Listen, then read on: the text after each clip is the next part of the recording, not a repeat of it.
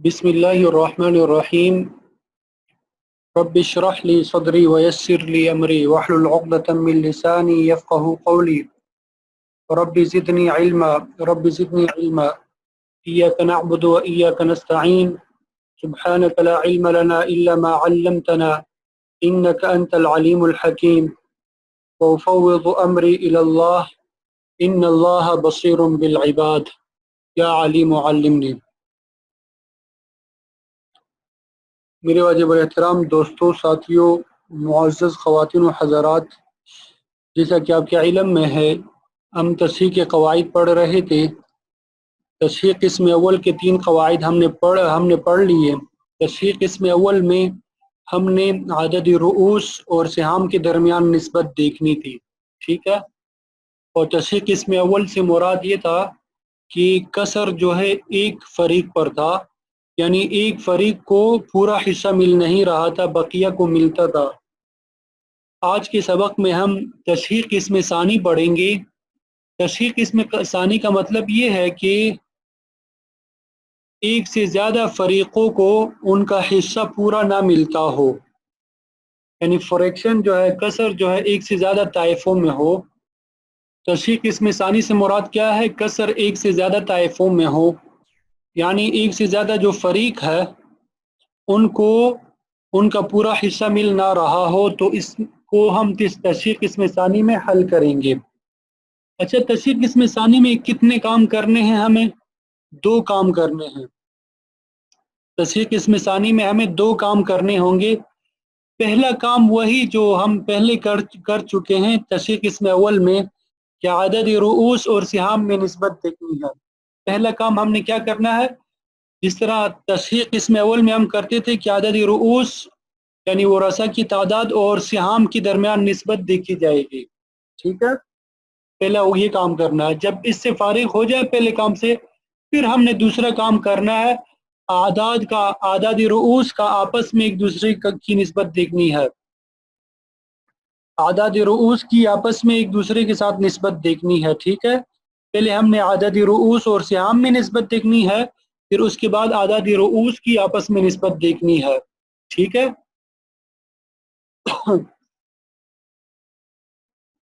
اچھا، یہ جو پہلا کام ہے عدد رؤوس اور سہام کے درمیان نسبت دیکھنی ہے نا، تصحیح قسم اول والا جو کام ہے، اس میں اگر عدد رؤوس اور سہام میں تماثل یا تباین کی نسبت ہو تو انہیں اپنے حال پہ چھوڑ دینا ہے۔ یعنی تصحیح قسم اول والا جو ہم نے کام کرنا ہے، عدد رؤوس اور سہام میں نسبت دیکھنی ہے۔ پھر اب جب ہم نسبت دیکھیں گے، کرنا کیا ہے؟ اگر تباین یا تماثل کی نسبت ہو تو اسے اپنی حالت پہ چھوڑ دینا، ہم نے کچھ نہیں کرنا، ٹھیک ہے۔ لیکن اگر توافق یا تداخل کی نسبت ہو تو عدد رؤوس کی وفق کو محفوظ کرنا ہے۔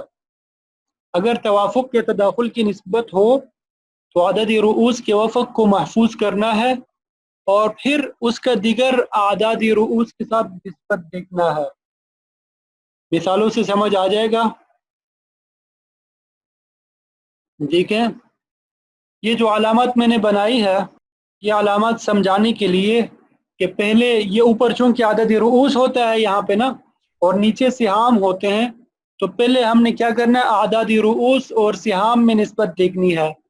اور عدد رؤوس جو ہے، فریقین جو ہوتے ہیں اس طرح اوپر ہوتے ہیں نا، یہاں پہ 1 ہوتا ہے، 2، 3، تو اس طرح پھر دوسرا کام ہم نے یہ بلیک والا کرنا ہے کہ اعداد رؤوس کی آپس میں نسبت دیکھنی ہے۔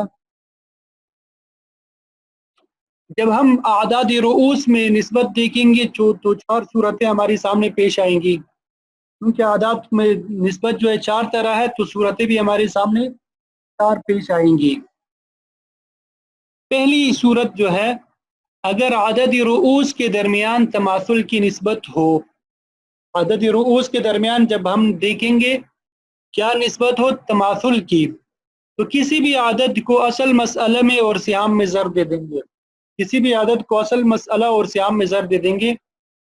دیکھیں، ایک شخص کا انتقال ہوا، 6 بیٹیاں ہیں اس کی، 3 جدات ہے اور 3 چچا یعنی اعمام ہے۔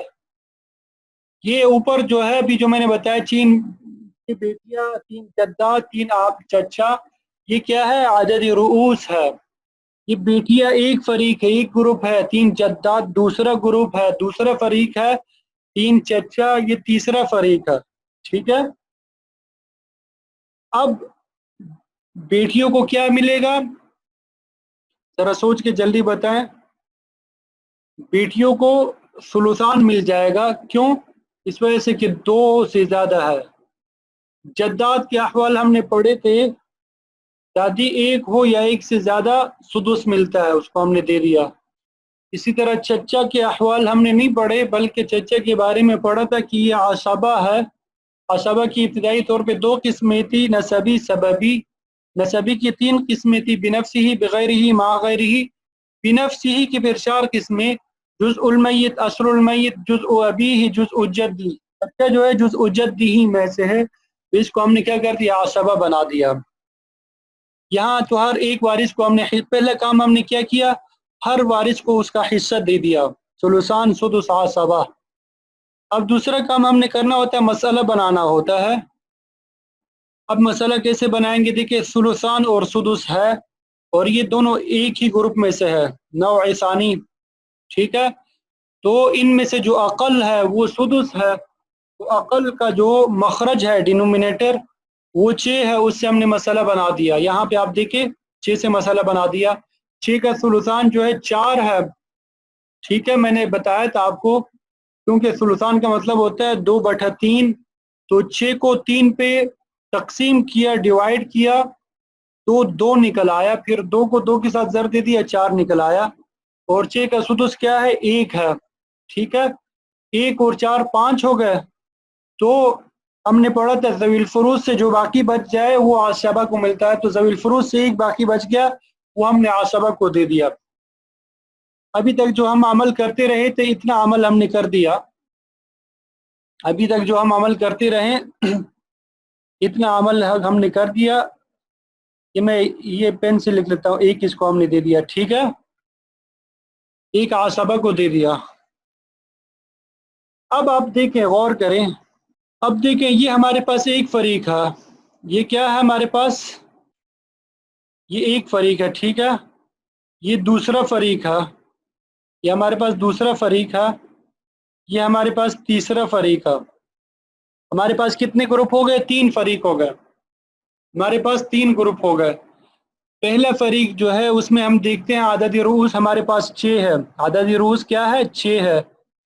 دوسرے میں ہمارے پاس عدد رؤوس 3 ہے. تیسرے میں بھی ہمارے پاس عدد رؤوس کتنے ہیں؟ 3 ہے. ٹھیک ہے. اب پہلے کو ہم دیکھتے ہیں. پہلے والے کو 4 حصہ ملا ہے. کتنا ملا ہے؟ 4 حصہ ملا ہے. اب آپ دیکھیں 4 جو ہے 6 پر پورا تقسیم نہیں ہو رہا. 4 6 پہ پورا تقسیم نہیں ہو رہا. تو معلوم ہوا کہ ایک فریق میں کسر آ گیا. ٹھیک ہے. یعنی پورا تقسیم نہیں ہو رہا، ایک فریق میں بھی ہے. اب یہاں پہ دوسرے کو دیکھیں، 3 جدات کا ایک حصہ ہے. اب ایک جو ہے یہ 3 پر بھی تقسیم نہیں ہو رہا. معلوم ہوا کہ یہاں پہ بھی کسر ہے. اب یہاں دیکھیں، ان کو بھی 1 ملا ہوا ہے. ان کو کتنا ملا ہے؟ 1 ملا ہے. اب یہ 1 جو ہے یہ 3 چچا میں پورا نہیں ہو رہا. تو یہاں معلوم ہوا کہ ادھر بھی کسر ہے. تو معلوم ہوا یہاں کسر 1 سے زیادہ فریقوں میں ہے، 3 فریقوں میں کسر ہے. تو میں نے آپ کو بتایا تھا پہلا کیا کام کرنا ہے. پہلا کام یہاں پہ میں یہ دیکھیں، عدد رؤوس میں نسبت دیکھنی ہے، اوپر سے نیچے نسبت دیکھنی ہے. ٹھیک ہے. پھر دوسرے نمبر پہ یہ کام کرنا ہے، پھر آپس میں عدد رؤوس کی آپس میں نسبت دیکھنی ہے. دیکھیں اب ہم نے یہاں پہ پہلے 4 اور 6 میں نسبت دیکھی. 4 اور 6 میں کیا نسبت ہے؟ توافق کی ہے. 4 اور 6 میں کیا نسبت ہے؟ توافق کی. کیوں؟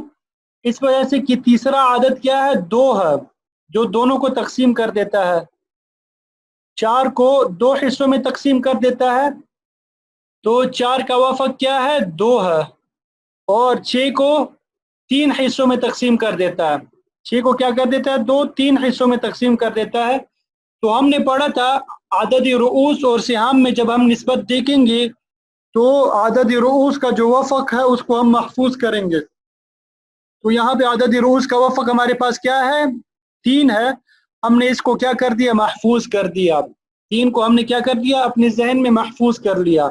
آپ سائڈ پہ لکھ بھی سکتے ہیں اور ذہن میں بھی محفوظ کر سکتے ہیں.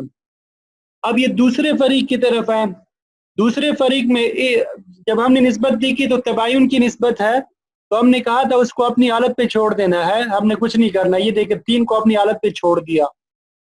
اسی طرح تیسرے فریق میں دیکھیں 1 اور 3 میں تباین کی نسبت ہے، تو ہم نے پڑھا تھا کہ اگر عدد رؤوس اور سہام میں تباین یا تماثل کی نسبت ہو تو ہم نے کچھ نہیں کرنا، اس کو اپنی حالت پہ چھوڑ دینا. تو ہم نے 3 کو کیا کر دیا؟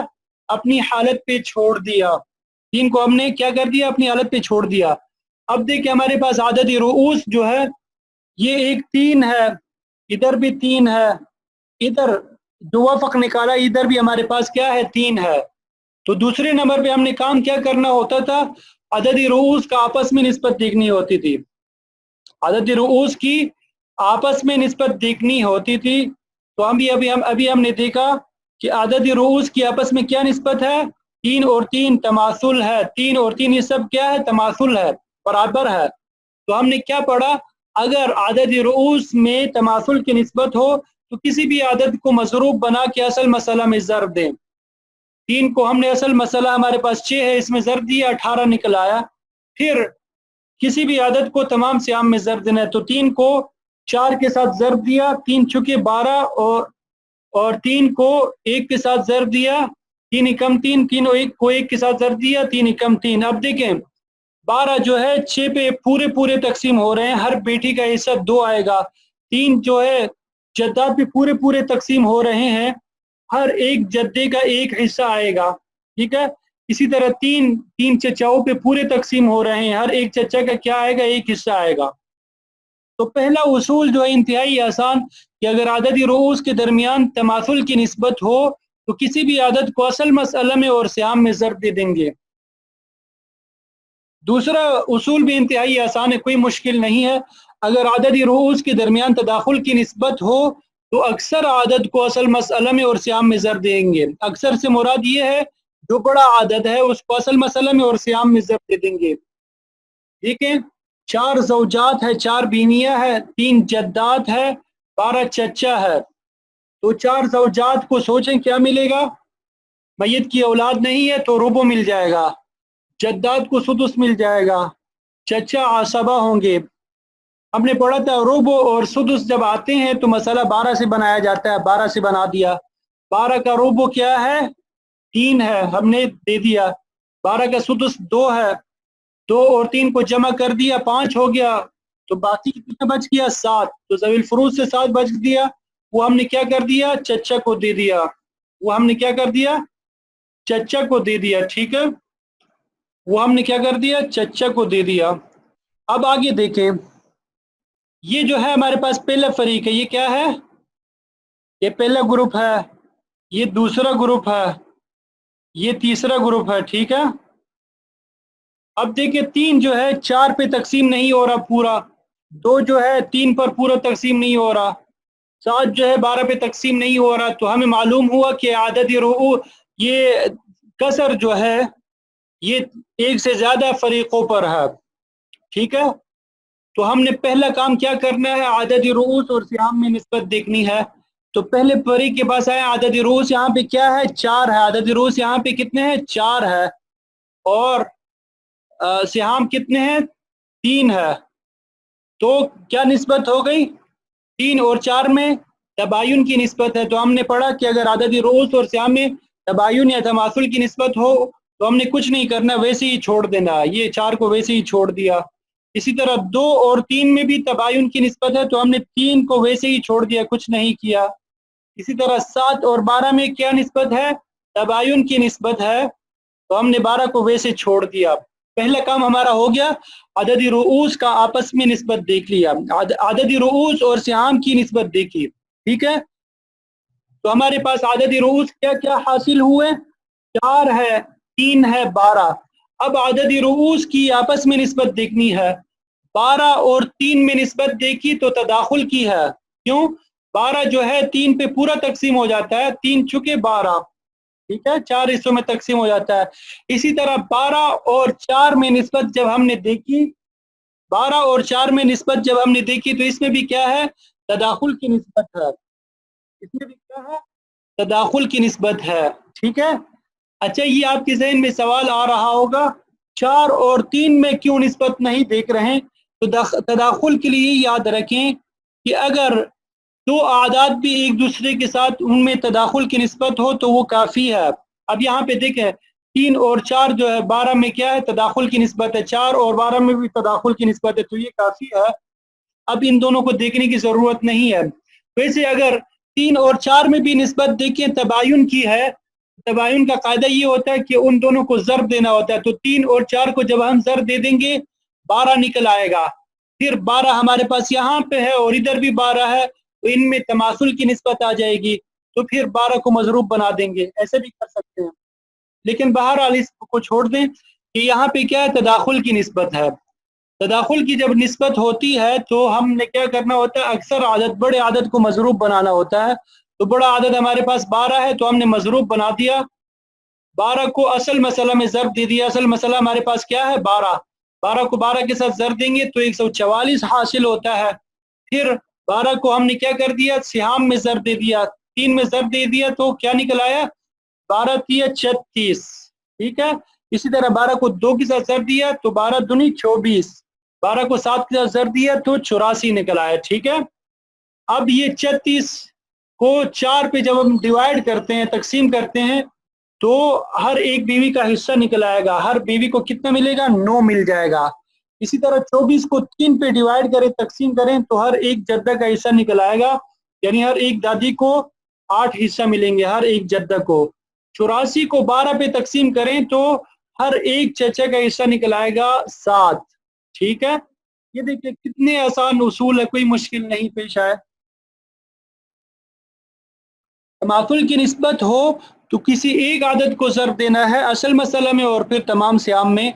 अगर तदाखुल की निस्बत हो तो उनमें से जो बड़ा आदद है उसको असल मसला में और फिर तमाम सियाम में ज़र्ब दे देंगे। अभी आपने ये उसूल 2 पढ़ लिए, सीख लिए, आगे चलते हैं। तीसरा उसूल भी इंतहाई आसान है, कोई मुश्किल नहीं है। मुख्तसरन ज़ुबारी में बता दूं कि अगर आदद रूस में तवाफुक की निस्बत हो, आदद रूस में क्या हो, तो तवाफुक की निस्बत हो, तो क्या करना है, इंतहाई आसान है, कोई मुश्किल नहीं है। अगर तवाफुक की निस्बत हो तो पहले दो आददों में जो पहले आदत के वफक को पहले आदत के वफक को असल मसला में पहले आदत के वफक को दूसरे में ज़र्ब देना है। पहले आदत के वफक को क्या करना है, दूसरे में ज़र्ब देना है। फिर जो जवाब आए उसकी तीसरी आदत के साथ निस्बत देखनी है। अगर तवाफुक हो तो फिर उसके वफक में ज़र्ब देना है, और अगर तबायुन हो तो उसके कुल में ज़र्ब देना है। फिर इसकी निस्बत, जो जवाब आए उसकी निस्बत देखनी है चौथे आदत के साथ। अगर तवाफुक की निस्बत हो तो उसके वफक में ज़र्ब देना है, और अगर तबायुन की निस्बत हो तो उसकी कुल में ज़र्ब देना, उसके कुल में ज़र्ब देना है। ठीक है, इसी को मैंने यहाँ पे लिखा है, देखें। अगर आदद रूस के दरमियान तवाफुक की निस्बत हो, क्या हो, तवाफुक की निस्बत हो, तो पहले काम हमने क्या करना है, पहले आदद के वफक को दूसरे आदद में ज़र्ब दें। पहले आदद के वफक को दूसरे में ज़र्ब दें, मिसाल से भी समझेंगे। दूसरा काम क्या करना है, फिर हासिल जवाब, जो जवाब आए उसमें और तीसरे अदद में निस्बत देखनी है, उसमें और तीसरे अदद रूस में क्या करनी है, निस्बत देखनी है। अगर तवाफुक हो तो वफक में, और अगर तबायुन हो तो कुल में ज़र्ब देंगे। तीसरा काम क्या करना है, फिर जो जवाब आए उसकी चौथे अदद के साथ निस्बत देखनी है। अगर वफक हो तो वफक में ज़र्ब देनी है, और अगर कुल तबायुन हो तो कुल में क्या कर देना है, ज़र्ब दे देंगे। यानी अगर निस्बत तवाफुक की हो तो वफक में ज़र्ब दे देंगे, और अगर तबायुन की हो तो कुल में ज़र्ब दे देंगे। फिर आगे नंबर 4 पे क्या करना है, आदाद रूस के ख़त्म होने पर, यानी आदाद रूस ख़त्म हो गए, इतनी ही थे, 4 थे, جو حاصل ہوگا وہی یہی مضروب ہوگا، جو آخر میں نتیجہ نکل آئے گا وہ مضروب ہوگا، اس کو اصل مسئلہ میں اور تمام سیام میں ضرب دیں گے۔ مثالوں سے سمجھتے ہیں۔ دیکھیں 4 بیویاں ہیں، 18 بنات ہے بیٹیاں ہیں، 15 جدات ہے، 6 چچا ہے۔ بیویوں کو کیا ملے گا؟ ثمن مل جائے گا کیونکہ بیٹیاں موجود ہے۔ بیٹیوں کو کیا مل جائے گا؟ ثلثان۔ 15 جدات کو کیا ملے گا؟ سدس۔ چچا کو کیا مل جائے گا؟ عصبہ ہو جائے گا۔ چچا کیا ہوگا؟ عصبہ ہوگا۔ ہم نے پڑھا تھا کہ اگر پہلے ناؤ میں سے ثمن آ جائے دوسرے ناؤ کے ساتھ مکس ہو کر تو مسئلہ 24 سے بنایا جاتا ہے، تو ہم نے مسئلہ 24 سے بنا لیا، ٹھیک ہے۔ 24 کا ثمن کیا ہے؟ 3، تو ہم نے دے دیا۔ 24 کا ثلثان کیا ہے؟ 16، وہ ہم نے دے دیا۔ 24 کا سدس کیا ہے؟ 4، وہ بھی ہم نے دے دیا۔ اب دیکھیں 4 اور 16 20، 20 اور 3 23، تو ذوی الفروض سے ایک باقی بچ گیا، تو وہ ہم نے کیا کر دیا؟ عصبہ چچا کو دے دیا۔ یہاں تک سمجھ آ گئی؟ آگے دیکھیں کیا کرنا ہے۔ اب دیکھیں ہمارے پاس 4 فریق، ہمارے پاس کتنے فریق ہے؟ 4 فریق ہے۔ یہ ایک فریق ہو گیا، یہ دوسرا فریق ہو گیا، یہ تیسرا فریق ہو گیا، اور یہ چوتھا فریق ہو گیا۔ ابھی آپ دیکھیں 3 جو ہے یہ سہام ہے، یہ 4 پہ پورا تقسیم نہیں ہو رہا۔ پہلا کام جو ہم نے کرنا ہوتا ہے، یہ دیکھیں پہلے ہم نے یہ معلوم کرنا ہے کسر کتنے طائفوں میں ہے۔ 3 4 پہ تقسیم نہیں ہو رہا، ایک طائفے میں کسر ہو گیا۔ 16 18 پہ پورا تقسیم نہیں ہو رہا، دوسرے میں بھی کسر ہو گیا۔ 4 15 پہ پورا تقسیم نہیں ہو رہا، تو اس میں بھی کسر ہوا۔ اس طرح 1 6 پہ تقسیم نہیں ہو رہا، تو اس میں بھی کسر ہوا۔ تو ایک سے زیادہ فریقوں میں کیا ہو گیا؟ ان کا حصہ پورا ان کو مل نہیں رہا، تو یہاں پہ تصحیح قسم ثانی ہوگی۔ تصحیح قسم ثانی میں ہم نے 2 کام کرنے ہوتے ہیں۔ پہلا کام یہ کرنا ہوتا ہے کہ عدد رؤوس اور سہام میں نسبت دیکھنی ہے، تو پہلا کام ہم کرتے ہیں۔ عدد رؤوس 4 ہے اور سہام 3 ہے، تباین کی نسبت ہے۔ ہم نے پڑھا کہ اگر عدد رؤوس اور سہام میں تباین کی نسبت ہو تو ہم نے کچھ نہیں کرنا، ویسے ہی اس حالت پہ چھوڑ دینا ہے۔ 4 کو ہم نے ویسے ہی چھوڑ دیا۔ اسی طرح 16 اور 18 میں توافق کی نسبت ہے۔ 16 اور 18 میں کیا ہے؟ توافق کی نسبت ہے۔ ان دونوں کے درمیان تیسرا عدد کیا ہے؟ 2 ہے۔ تیسرا عدد کیا ہے؟ ان دونوں کے درمیان 2 ہے۔ تو 18 دو جو ہے 18 کو 9 حصوں میں تقسیم کرتا ہے، تو 9 جو ہے یہ 18 کا وفق آ گیا۔ تو ہم نے پڑھا تھا کہ اگر عدد رؤوس اور سہام میں توافق کی نسبت ہو تو عدد رؤوس کے وفق کو محفوظ کرنا ہے، تو عدد رؤوس کے وفق کو ہم نے کیا کر دیا؟ محفوظ کر دیا۔ عدد رؤوس کے وفق کو کیا کر دیا؟ محفوظ کر دیا۔ 9 کو ہم نے محفوظ کر دیا، ٹھیک ہے۔ اب یہاں یہ سمجھیں گے کہ 18 نہیں ہے بلکہ 9 عدد رؤوس ہے۔ اسی طرح یہاں پہ 4 کو دیکھیں، 4 اور 15 میں تباین کی نسبت ہے، تو ہم نے کچھ نہیں کرنا، بس 15 کو سرکل کر دیا، ٹھیک ہے۔ اس طرح 1 اور 6 میں کیا ہو گیا؟ نسبت تباین کی ہے، تو ہم نے 6 کو کیا کر دیا؟ محفوظ 6 ہی کو لے لیا، کچھ نہیں کیا۔ اب آپ دیکھیں ہمارے پاس جو عدد رؤوس ہے، ہمارے پاس کیا ہے؟ عدد رؤوس یہاں پہ 4 ہے، یہاں پہ 9 ہے، یہاں 15 ہے، اور یہاں 6 ہے۔ عدد رؤوس کیا ہے؟ 6 ہے۔ اب ہم نے عدد رؤوس میں نسبت دیکھنی ہے، یہ میں نے یہاں پہ آخر میں بنایا ہے، ذرا یہ بالکل نیچے آ کے دیکھیں، 1 منٹ میں ذرا یہاں پہ دیکھیں، یہ 4 عدد رؤوس ہو گیا، ٹھیک ہے۔ یہ 4 ہے اور یہ 9 ہے، اور یہ جو ہے 15 ہے، اوپر سے ہی نقل کی ہے، اور یہ ہمارے پاس کیا ہے؟ 16 ہے، 6 ہے، 16 نہیں، ٹھیک ہے۔ تو ہمارے پاس 4 ہے، 9 ہے، 15 ہے اور 6 ہے۔ اب ہم نے نسبت دیکھنی ہے، عدد رؤوس کی ہم نے کیا کرنی ہے؟ نسبت دیکھنی ہے۔ تھوڑی سی توجہ آپ کو چاہیے، یہاں پہ پہلے ہم ان 2 عددوں میں نسبت دیکھیں گے۔ پہلے عدد اور دوسرے عدد میں نسبت دیکھنی ہے۔ دیکھیں توافق کی نسبت ہے، کیوں؟ اس وجہ سے کہ ان دونوں کے درمیان تیسرا عدد جو ہے، ان دونوں کے درمیان تیسرا عدد کیا ہے؟ 3 ہے۔ تیسرا عدد ان دونوں کے درمیان 3 ہے۔ 6 کو جو ہے 3 کتنے حصوں میں تقسیم کرتا ہے؟ 2 حصوں میں تقسیم کرتا ہے، اور 15 کو کتنے حصوں میں تقسیم کرتا ہے؟ 5 حصوں میں تقسیم کرتا ہے۔ 15 کو 5 حصوں میں تقسیم کرتا ہے. تو ہم نے پڑھا کہ اگر توافق کی نسبت ہو تو کسی ایک عدد کے وفق کو دوسرے میں ضرب دینا ہے. تو ہم نے 6 کے وفق 2 کو ضرب دیا 15 میں تو 30 نکل آیا. ٹھیک ہے. یا اس کے برعکس کر دے, دوسرے عدد کے وفق کو پہلے میں ضرب دینا ہے. دوسرے عدد کا وفق کیا ہے؟ 5 ہے. تو پہلے میں ضرب دیا 6 میں, کیا نکل آیا؟ 30 ہی نکل آیا. دونوں صورتوں میں کیا نکل آیا؟ 30 نکل آیا. اب یہ جو 15 اور 16 ان دونوں کا جواب کیا نکل آیا؟ 30 نکل آیا. ٹھیک ہے. 15 اور 16 نہیں, 15 اور 6 جو ہے ان دونوں کا جواب 30 نکل آیا. ٹھیک ہے. اب یہ 15 اور 6 ختم ہو گئے. اب یہ دوسرا عدد جو نیچے لکھا ہوا ہے یہاں پہ, تیسرا عدد جسے کہیں گے ہم, تیسرا عدد, اس کو ہم نے اوپر لکھ لیا. تیسرے عدد کو ہم نے کیا کر دیا؟ اوپر لکھ لیا. اب یہاں پہ پہلے جو جواب آیا ہے اور تیسرے عدد میں نسبت دیکھنی ہے. ان دونوں کے درمیان بھی کیا ہے؟ توافق کی نسبت ہے. ان دونوں کے درمیان بھی کیا ہے؟ توافق کی نسبت ہے. کیوں؟ کیونکہ ان دونوں کے درمیان تیسرا عدد جو ہے وہ 3 ہے. 30 کو کتنے حصوں میں تقسیم کرتا ہے؟ 10 حصوں میں تقسیم کرتا ہے. اور 9 کو کتنے حصوں میں تقسیم کرتا ہے؟ 3 حصوں میں تقسیم کرتا ہے. 3 یا 9.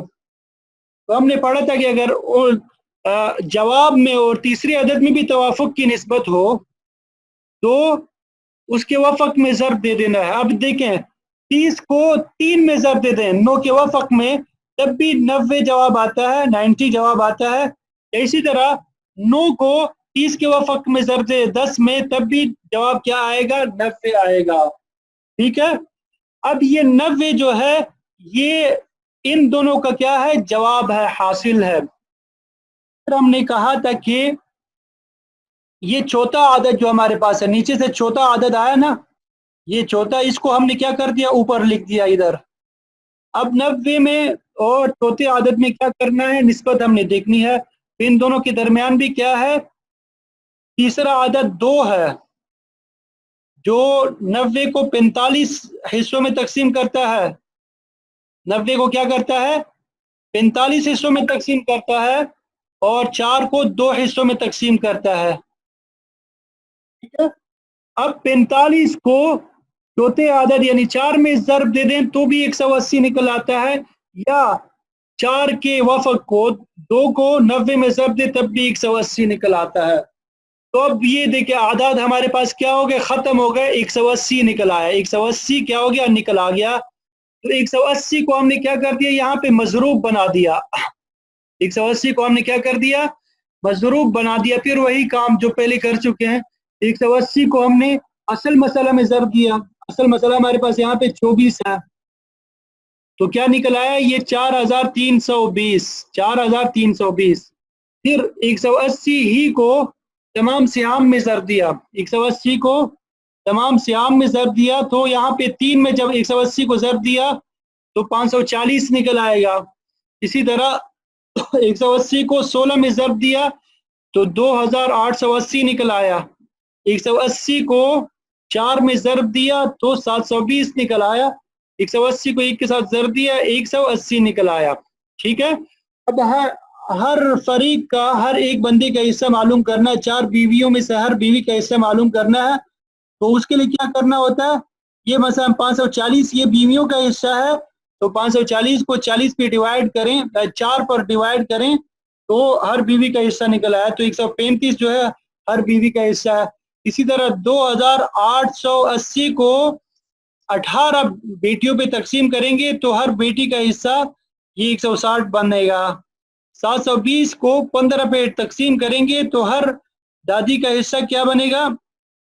48 بنے گا جداد کا. اسی طرح 180 کو 6 پہ تقسیم کریں گے تو ہر چچا کا حصہ 30 نکل آئے گا. تو یہ بھی الحمدللہ ہمارا حل ہو گیا. یہ بھی انتہائی آسان تھا, کوئی مشکل نہیں تھا.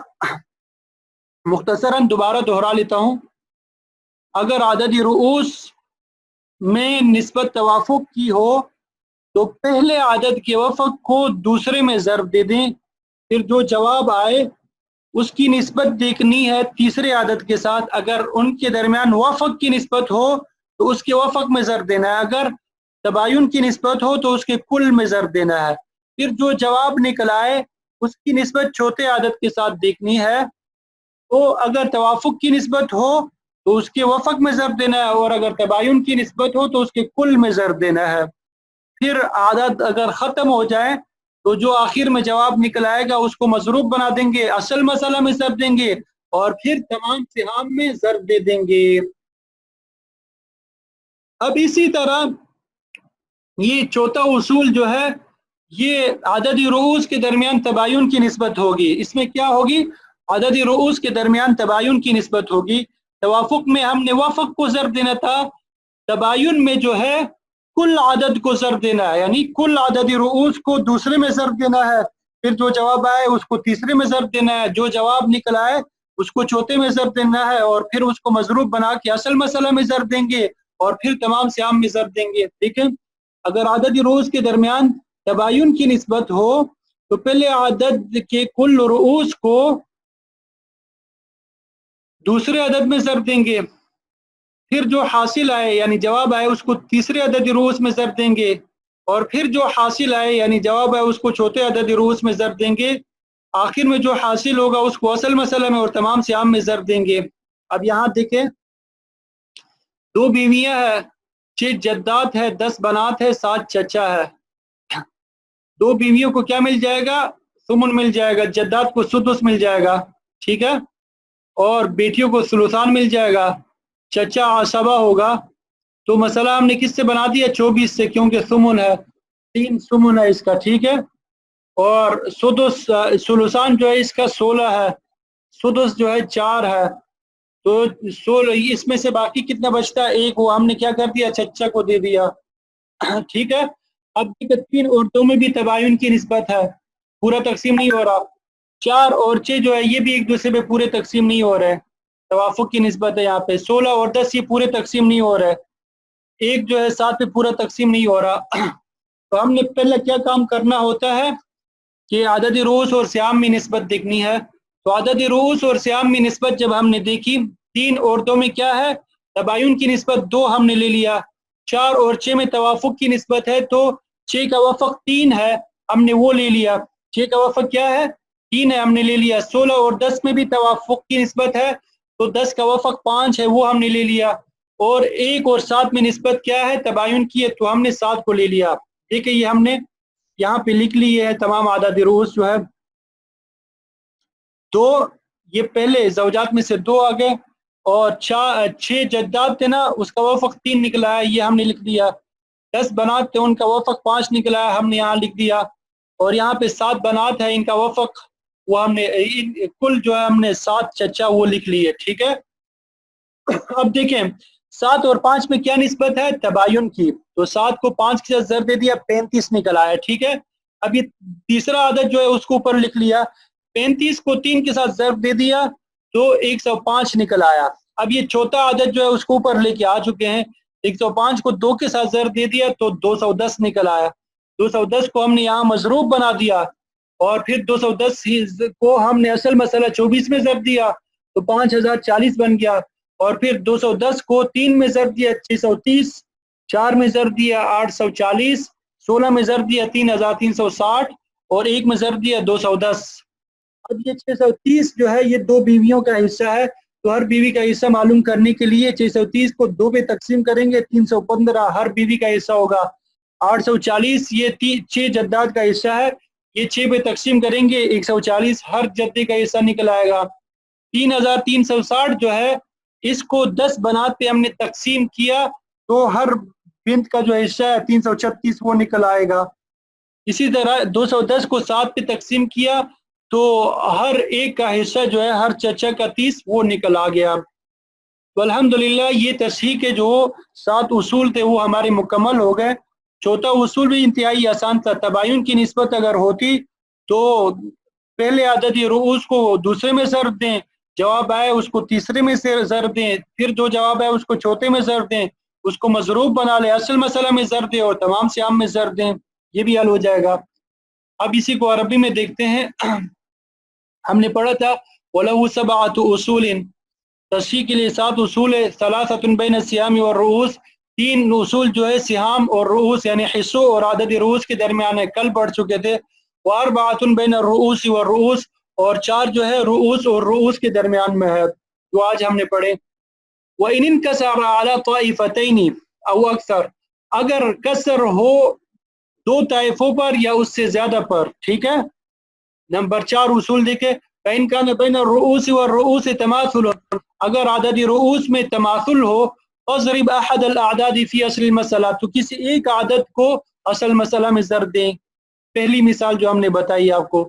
वइन कान बैनहुमा तदाखुल, और अगर आदद रुऊस में तदाखुल की निस्बत हो, फ़ज़रिब अक्सर अल अअदाद फीही, तो अक्सर आदाद को असल मसला में ज़रब देना है, ठीक है। फीही से मुराद फी अस्ल मसला।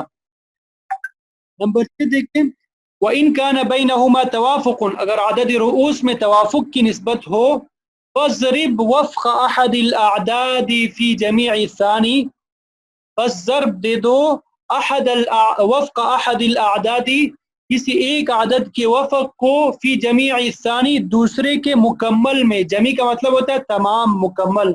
किसी एक आदद के वफ़्क़ को ज़रब दो दूसरे के तमाम यानी मुकम्मल में। सुम्मा मा बलग़ फी वफ़्क़ सालिस इन तवाफ़क़ा, मा बलग़ का मतलब है जो जवाब आए, जो हासिल आए, फिर आपने ज़रब देना है मा बलग़ को यानी जवाब को, फी वफ़्क़ सालिस, तीसरे आदद के वफ़्क़ में, इन तवाफ़क़ा, अगर उनमें तवाफ़ुक़ की निस्बत हो। व इल्ला फ़फ़ी कुल्ल सालिस, अगर तवाफ़ुक़ की निस्बत ना हो तो मतलब तबायुन की है, तो तीसरे के कुल में ज़रब देना है। फिर सुम्मा मा बलग़, फिर जो जवाब आएगा उसको ज़रब देना है, फी वफ़्क़ राबिअ इन तवाफ़क़ा, चौथे के वफ़्क़ में अगर तवाफ़ुक़ हो उनमें। व इल्ला फ़फ़ी कुल्ल राबिअ, और अगर तवाफ़ुक़ ना हो तो चौथे अदद के कुल में आपने ज़रब देना है। सुम्मा मा बलग़ फी अस्ल मसला, फिर जो जवाब निकल आए उसको असल मसला में ज़रब देंगे और फिर तमाम सियाम में ज़रब दे देंगे, ठीक है। ये तो तवाफ़ुक़ की मिसाल थी। नंबर 7, व इन कान बैनहुमा तबायुन, और अगर तबायुन की निस्बत हो, फ़ज़रिबिल अव्वल फी सानी, अव्वल आदद को दूसरे में ज़रब दे। सुम्मा मा बलग़ फी सालिस, फिर जो जवाब आए उसको तीसरे में ज़रब कर दें। सुम्मा मा बलग़ फी राबिअ, फिर जो जवाब आए उसको चौथे में ज़रब कर दें। सुम्मा मा बलग़ फी अस्ल मसला, फिर जो जवाब आए उसको असल मसला में ज़रब करें। तो इस तरीके से अल्हम्दुलिल्लाह हमारे ये तशरीह के उसूल जो है वो मुकम्मल हो गए अल्लाह के फजल करम से। तो आप सबसे गुजारिश है कि अभी सबक पढ़ने के बाद, मुकम्मल होने के बाद इनकी प्रैक्टिस करें। कल जो उसूल पढ़े थे उनकी भी प्रैक्टिस करें, और आज जो उसूल पढ़े हैं इनकी भी प्रैक्टिस करें। मुश्किल कुछ भी नहीं है, सब आसान है। बस आप अगर थोड़ी सी तवज्जो करेंगे तो इंशाअल्लाह आपके लिए आसान हो जाएंगे। ये तशरीह के उसूल जो है ये मीरास में इंतहाई मुश्किल तरीन समझे जाते हैं, हालांकि आपने देखा बिल्कुल आसान थे, कोई मुश्किल बात इनमें नहीं थी। कल इंशाअल्लाह अल्लाह ने चाहा तो हम रद्द के उसूल पढ़ेंगे, और मुनासखा जो है कोशिश करेंगे आप ही से हल करवाएंगे। मुनासखा जो है उसमें यही रद्द और तशरीह के उसूल ही लागू है, कोई और चीज़ उसमें नहीं है, ठीक है। फिर उसके बाद मीरास ख़त्म हो जाएगी, तो आप जल्दी से प्रैक्टिस करें इसकी। ये तशरीह के जो उसूल है इसकी प्रैक्टिस करें। रद्द में भी ये तशरीह के जो उसूल है ये अप्लाई होते हैं।